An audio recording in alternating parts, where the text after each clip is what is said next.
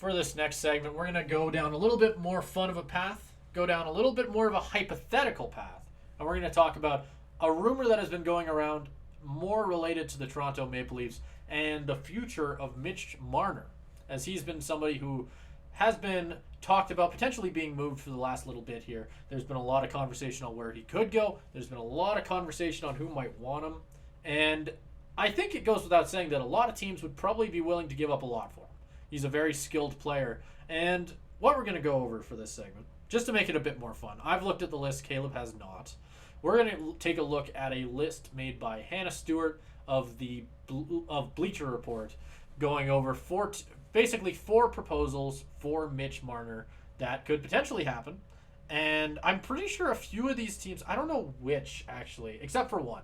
I remember hearing one of rumors surrounding one of these teams, which is the first one. So we can hop right into it if we want to do that. But All right. the first team on this list, I think I've heard rumors about this. I heard about this before I read this, is the Chicago Blackhawks.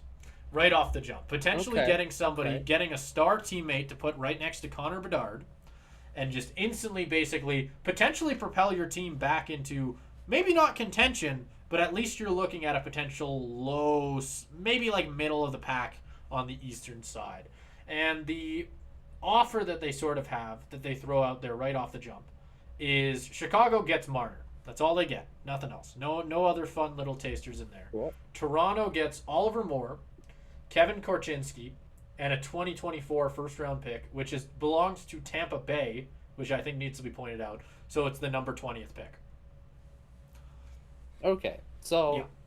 I mean, first off, I think this is probably just going to be a trend. Like, obviously, I don't know what the rest of these offers are, but obviously the return's a little bit underwhelming. Yes. I think just because, obviously, I think the unsaid part of all these trades is going to be plus giant contract extension for Mitch Marner. Like, I think that's probably also part of it, eh? So I think I look at that and I say, okay, like, putting that in there. I think Toronto wouldn't be happy with that. I can't it's two say good prospects. Yeah. I can't say I know too much about those prospects in terms of where they were drafted or anything, like going off the dome. I've never heard of them before. I don't know if you have more background on them than I can give do. a bit of insight. Kevin Korchinski is like he's more of an offensive defenseman. I think he was a first-round pick, and there's a lot of people pretty excited for him. That last year was his rookie season, I think, like his first season in the NHL, and I think he kind of underperformed. So, but still, I young, can't say he's 19, but I don't know as much about Oliver Moore. But what the article, I can just read to you what the article has to say on him. He is a fast and agile player that has excellent attention to detail. He played for the University of Minnesota last season, and he has to work on his consistency, but he could be a good addition if the Leafs are willing to be patient, which is kind of the more important thing with this entire offer as a whole. Is Korchinski is instantly, that's an NHL player. Like, even if he wasn't necessarily like incredible in his rookie season, he still absolutely could turn into a great player. He could turn into a great offensive defenseman in the future. Same thing with Oliver Moore. He's a prospect. He, like you said, University of Minnesota, great program. That has the potential to be very, very good for Toronto. Will they get that kind of output in the first or even second season? No. No, they won't. You're getting basically potentially 3 elite prospects is kind of what you're getting here. So hearing that from you, and then looking up exactly where they were drafted, and I think just recontextualizing it in the context of this is the NHL, this isn't like the NFL of your first round picks are going to go out and play right away. Yeah. These are two first round prospects that they're including in this deal, plus a first round pick. Moore was drafted? Do you have that? 19th overall. When? 19th overall. 2023. Yep. So, I think that honestly makes this, and Kevin Korchinski was 7th overall. Yeah. So, those are both pretty just impressive prospects in general. Yeah, that I think that makes that trade look a lot better for the Maple Leafs, and maybe even makes me say, hey, Blackhawks, I think you're giving up a little bit too much in this trade. I think maybe one of those prospects in a first rounder, Yeah. maybe. No, I will say I again, I'll say this. I didn't know a lot about Oliver Moore beforehand. I was surprised to see Korchinski's name in there. I feel like he was the surprising one to me because I know like I said, I feel like I heard a lot of good things about him going into that season with Chicago. I know like the expectations for him, he was definitely in the shadow of Connor Bedard without a doubt. That I feel like that barely even Well, needs yeah, to be said. I think Like it's like which I think kind of was in his favor in a sense because I didn't really know that he had a poor season. I just didn't think about it because everybody was talking about Connor Bedard. So he's got the chance here to slide right in like nothing happened and potentially be a great player for Chicago or in this scenario Toronto. I do agree with you. I feel like Chicago's given up a lot, especially considering even with Marner, I would not consider them a team that I think no. I would not put money on them sniffing the playoffs. But yeah. And I mean, I think the big thing here is you're going to have to be like, is now the time for Chicago to give up prospects and youth for a veteran? I think that's kind of where this trade proposal falls apart in my head because it's like, I don't know if Chicago is necessarily the team to do it because if they have to give up even one of these prospects plus a future first, I'm looking at that and saying like, yeah, I think that would be great. I think it would be great for Bedard's development. I think it would be great to kind of propel him out of the basement. But I'm like, I think if I'm Chicago's GM, I think I'm saying like, no, I'll just rather develop the guys that I have. Korchinski and Moore, both 19. Korchinski is only literally 2 days younger than I am. So, like, holy. He's not exactly, like, which is kind of crazy to think about, right? Oh, yeah. Like, so, I don't know. I'd be looking more into develop the guys that you have who, even if, like, in Korchinski's case, hasn't panned out in the NHL yet, they're literally teenagers. So, oh, yeah. That there's obviously high potential, and I think if I'm Chicago, I bank on that more than what I could get in Marner at this point in their team's rebuild. So we're saying no to this offer right off the bat. If you're Toronto, you're shutting it down. I would say if I'm Toronto, I honestly might say no to it from both sides. Yeah. I would say I think Chicago I honestly don't think either of them are going to be happy with this deal. Yeah. Because I think from Chicago side, what I just said, from Toronto side, I don't know. It's kind of a hard thing to do because they're in more of a win now mode, and I think those two prospects as teenagers coming in this big of a deal, oh my god, the pressure! Like I just don't think they would not. They wouldn't. No, it wouldn't work out at all. I agree with you. And just to like, I agree with you completely. I was gonna follow that up and say the exact same thing. I would say no from either side. At least for Chicago, I just like I pointed out. I don't see. You're moving your team from here to like here, and playoffs is still here, right? Like it's not going to be enough, and I feel like this is the type of trade you make maybe in a year or two, but it's not one you make now. And especially, and if you look at the other side for Toronto, I think you said it well right there. They're in a win now mode, and I remember when we first talked about Marner potentially being on the move and what Toronto could be potentially trying to do this offseason. The first thing I remember saying is you need to move him for somebody who can give you maybe not equal immediate NHL presence, but it needs to be something that allows you to continue to contend, and I don't necessarily know if this is the trade that does that.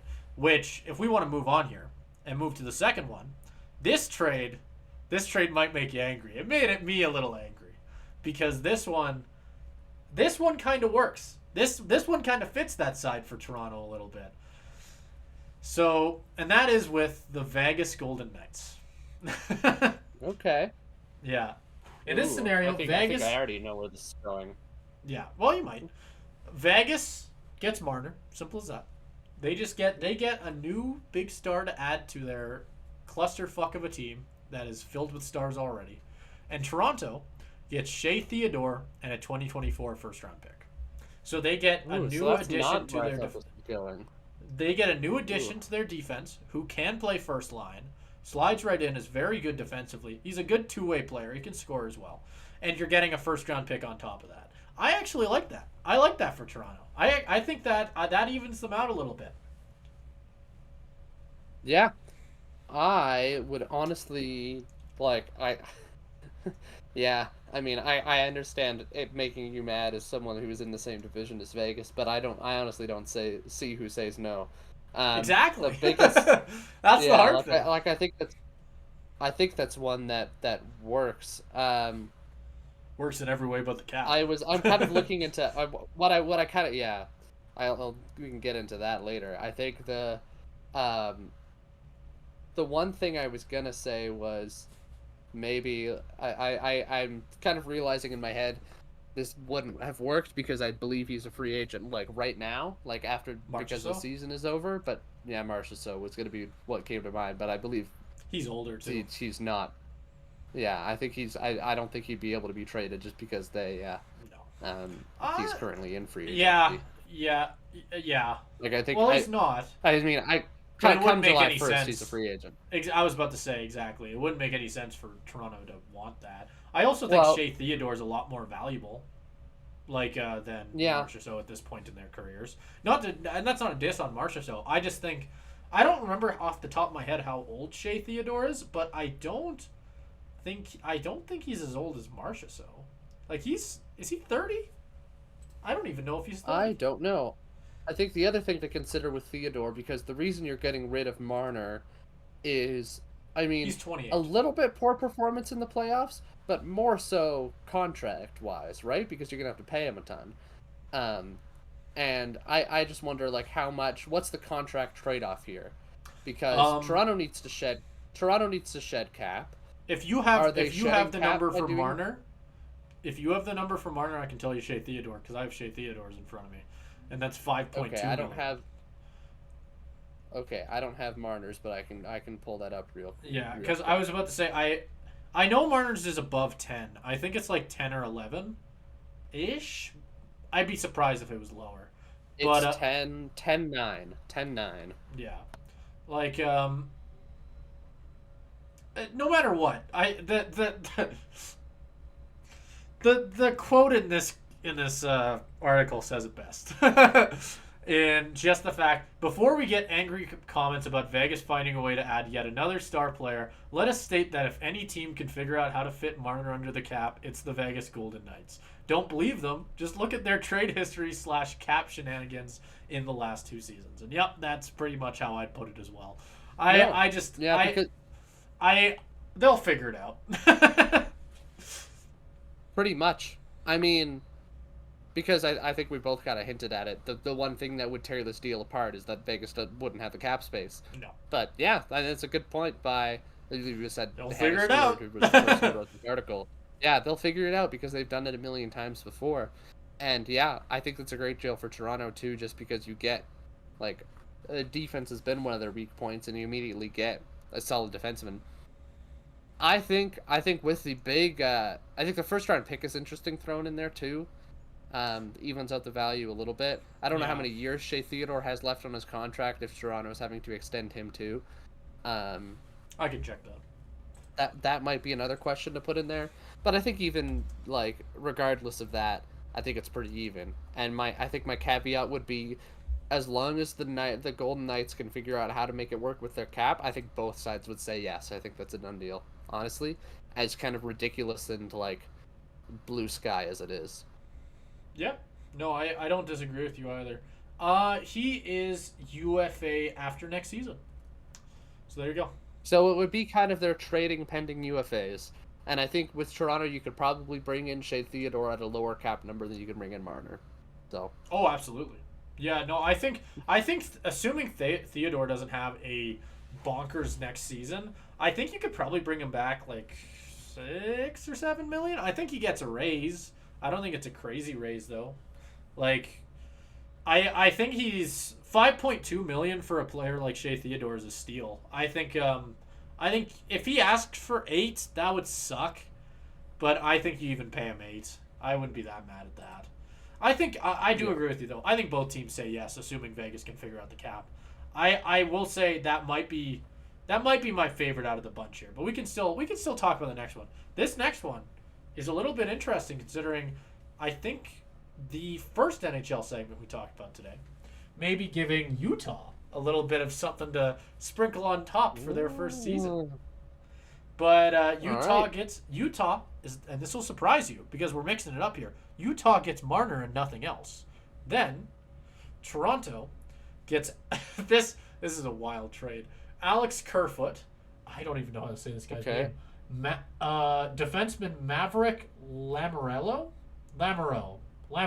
Never heard of him in my life. And a 2024 second round pick. Ooh, I mean, after the Shea Theodore deal, like, this is looking rough. I don't know this is another thing we'll have to look at the prospect. Where Maverick Lamoureux is a 2022 first round pick. Just to add, do you want me to read out the thing here that I just found on him? Yep, absolutely. Yeah, because I was gonna say I didn't know who he was either. He was a 2022 first round pick.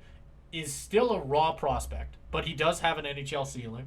He's 6'7", but a fluid skater, a quality that is becoming less rare but no less beneficial, and combines his skill with an awareness of how to use it. Okay. So there you go. That is 29th overall. I'm assuming I'm butchering that last name, but yeah, that is him. That is who he is. Okay. So another first round prospect, but this deal I just think is the worst for the Leafs just in general. In these other two deals you got a first round pick back. In this deal you're only getting a second, even though it's probably the worst return. Like, I'd take the two prospects that you got in the Blackhawks or Shea Theodore easily over Alex Kerfoot and another first round prospect.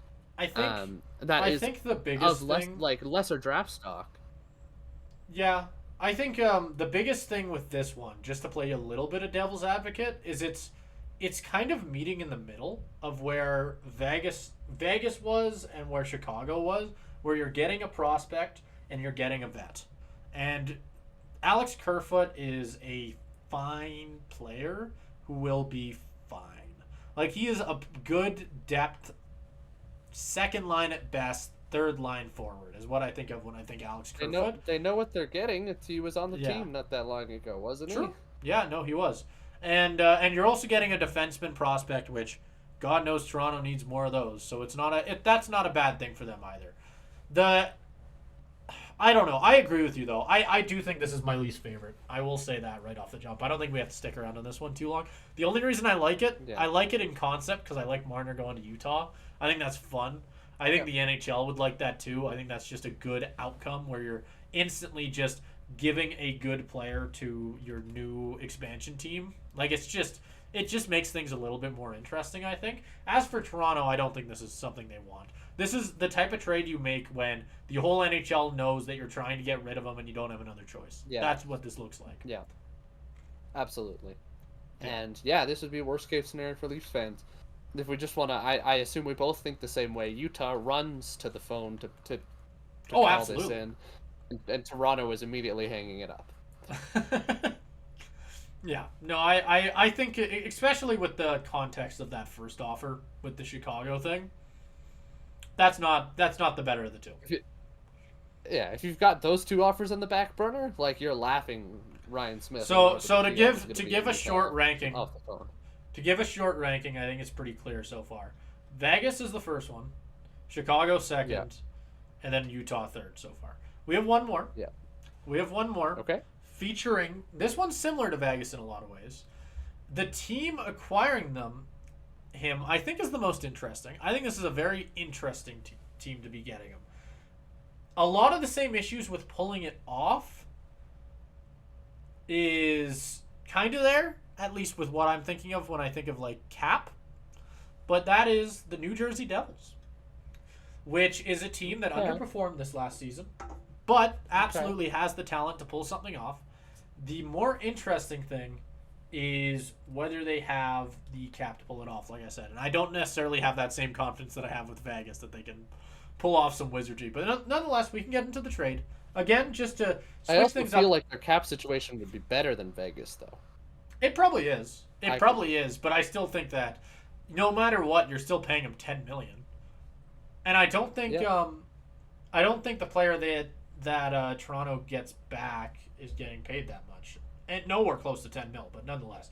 The Devils absolutely have the cap space for it. Do they? Okay, well, I'm they have talking about my ass. 18 million in cap space. All right, this is the trade to do. But anyway, I haven't even New heard what they're Jersey. getting back. So, Yeah, New Jersey gets Marner and nothing else, not a cent more. Toronto gets John Marino, defensive defenseman, okay. and a 2025 first round pick. So a little bit further down the road. Okay. So you're not getting this next year for New Jersey. You're getting the year after that in first round pick, which is interesting. I'm gonna give context on John Marino anyway, just to like throw it in there. But yeah, defensive defenseman, fairly solid, fairly consistent, kind of the type of guy you're trying to add to Toronto's backside, no matter what. At least in my head, that's what I think of what Toronto would probably want to bring in. But I don't know. It's this one's a bit more. I'll throw it over to you because you haven't given your take on it yet. But I don't know. For me, this one's it feels like a poor man's Vegas deal. To give my take. Yeah, which honestly to me makes it feel like the most realistic out of any of the ones that we've done so far. That's fair too. I think Chicago, well we talked about it. I think both teams don't want to do that for their own reasons. I think Vegas is possible, and I think both teams, I think it could work, but cap space gets in the way, and that just feels like it's not too absurd to be true. The Utah deal, I don't think Toronto's getting enough to make that worth their while. Even if the market is a little bit deflated. With this deal, I look at it and I think more like, yeah, no, I could see that, and I could see both teams walking away happy. I think I know this article, I think we've been kind of sitting on this topic on the back burner for a while, but I think this article just got a lot smarter. And it had a little bit of foresight because of what recently happened with Sheldon Keefe going to the Devils, and I wouldn't be shocked if he wanted to have one of his former players back. And that kind of, if they had I don't know if they had a good relationship or not, but if they did, I'm sure it wouldn't hurt for him to go to his former coach. Yeah, this is probably the one that I'd say is the most realistic. I think both teams, New Jersey has the cap space. I think it'd be great for Toronto to improve defensively and strictly with a defensive defenseman. It feels like one of those players that could help them get over that playoff hump. Like I could see that being a huge contribution. Yeah. Where it just feels like, yeah, you get a little bit of rid of a little bit of the flash, but it kind of picks itself up in the playoffs, and you still get a first round pick out of it later down the road. And with New Jersey, you get a veteran to support your young core. I honestly, the more I kind of talk about it, talk myself into it, I think this is my favorite out of the four. Yeah, for both both teams. Yeah, I think it's my favorite. If we're just talking based on most likely to happen, I still think the best offer for Toronto as a whole is the Shea Theodore trade. But yeah, then again, I still think John Marino is absolutely a great defenseman. I think he's like style wise, I think he probably fits better. I think that's probably a better fit. Yeah. Like I just the reason I think this is realistic is because at the end of the day, if I'm a Toronto fan looking at this trade when it comes through, in my head, my first thought is, fuck, we could have got more. And that's exactly what's going to happen with this trade when you're trading a guy like Marner. You're not going to get a Marner level star for Marner. Like, I think everyone knows that. When you're trading a player like Marner, you're not going to get that. Best case scenario is you get a good package deal. This is the type of deal that I look at and go, yeah, no, this works for both sides because New Jersey stacks the offense a little bit more. They just add a little bit more. They add somebody who can help out their young core and potentially make a run at it. Marner gets less. He's going to get a lot less exposure in New Jersey. He's going to get a fresh start, and he's going to get the chance to play with a lot of young and very fun players. I think he'd be happy to go to New Jersey. I think Sheldon Keefe's a good point as well. Looking at the Toronto side, like you pointed out, defensive defenseman adding to that core, can't complain much about that. And you're getting a first-round pick. You can't complain about that either.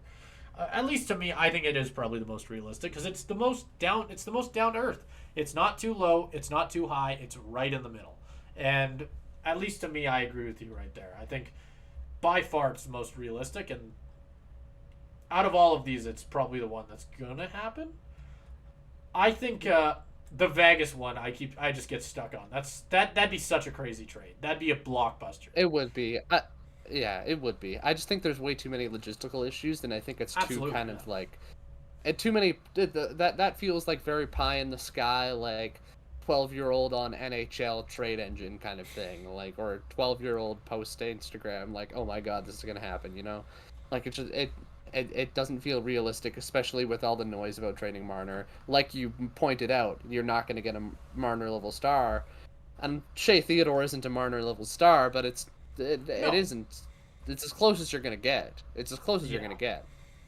So that's why I think the John Marino deal. I think I like even more for both sides, because I don't think you can necessarily understate the fit aspect of it either with Marino. I think that's another thing. I think that fit works out even better than Theodore does, because they don't need more offense; they need defense. Um, yeah, I think if I'm to power rank the deals, I'd say this last one with the Devils, then Vegas, then Chicago, um, then the Utah deal. Yeah. That's kind of how I see it. I think that the Chicago and Utah, I think, are probably my, like, A, I don't think that would happen, and B, I think those are just kind of weak proposals. But I think those other two are really interesting. It'll be I interesting to see how it all plays out. if I were to rank them on likelihood,